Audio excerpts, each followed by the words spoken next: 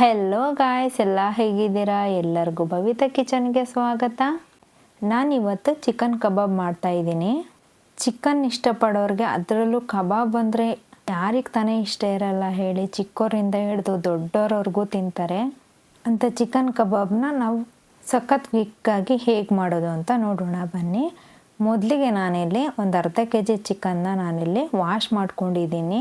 ಇದಕ್ಕೆ ನಾನಿಲ್ಲಿ 1 table spoon ಅಷ್ಟು ಕಾರ್ನ್ಫ್ಲೋರ್ ಹಾಕ್ಕೊಂಡಿದ್ದೀನಿ. ನೀವು ಬೇಕಾದ್ರೆ ಅಕ್ಕಿ ಹಿಟ್ಟನ್ನು ಯೂಸ್ ಮಾಡ್ಕೊಳ್ಬೋದು. ನಂತರ ನಾನಿಲ್ಲಿ 1 ಟೇಬಲ್ ಸ್ಪೂನ್ ಅಷ್ಟು ಅಚ್ಕಾರದ ಪುಡಿನ ಹಾಕ್ಕೊಳ್ತಾ ಇದ್ದೀನಿ.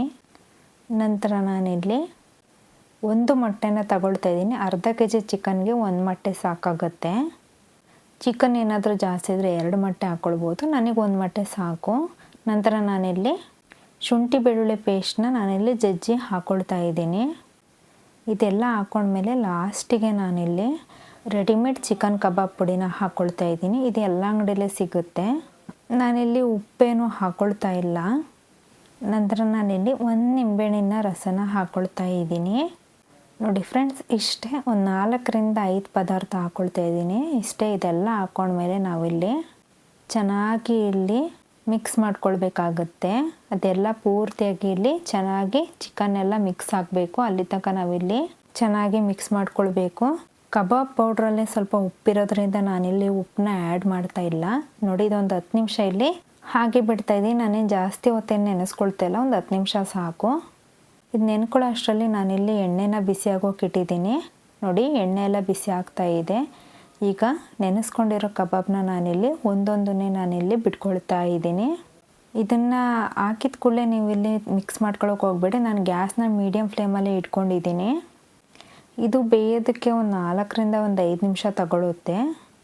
ನೋಡಿ, 1 ನಿಮಿಷ ಆದಮೇಲೆ ನಾನಿಲ್ಲಿ ಸ್ವಲ್ಪ ತಿರುಗಿಕೊಳ್ತಾ ಇದ್ದೀನಿ.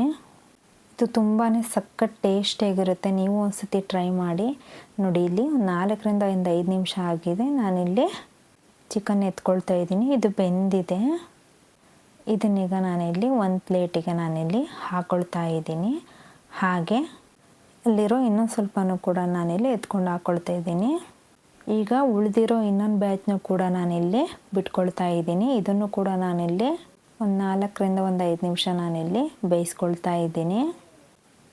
ನೋಡಿ, ಒಂದು 4ರಿಂದ 5 ನಿಮಿಷ ಇದು ಕೂಡ ಬೆಂದಿದೆ.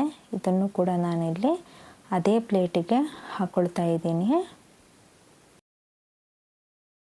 ನೋಡಿದ್ರಲ್ಲ ಫ್ರೆಂಡ್ಸ್, ಇದಿಷ್ಟೇ. ನೋಡಿ ಎಷ್ಟು ಕ್ವಿಕ್ಕಾಗಿ ನಾವಿಲ್ಲಿ ಚಿಕನ್ ಕಬಾಬ್ ಮಾಡ್ಕೊಳ್ಬೋದು ಅಂತ. ಖಂಡಿತ ನೀವು ಈ ವಿಧಾನದಲ್ಲಿ ಒಂದ್ಸತಿ ಟ್ರೈ ಮಾಡಿ. ಹಾಗೆ ಇದೇ ಥರ ಈಸಿ ರೆಸಿಪಿ ಬೇಕು ಅಂದರೆ ನಮ್ಮ ಚಾನಲ್ ಆದಂಥ ಭವಿತಾ ಕಿಚನ್ ಚಾನಲನ್ನು ಸಬ್ಸ್ಕ್ರೈಬ್ ಮಾಡಿ. ಹಾಗೆ ಪಕ್ಕದಲ್ಲಿರೋ ಬೆಲ್ ಬಟನನ್ನು ಕ್ಲಿಕ್ ಮಾಡಿ. Thank you all.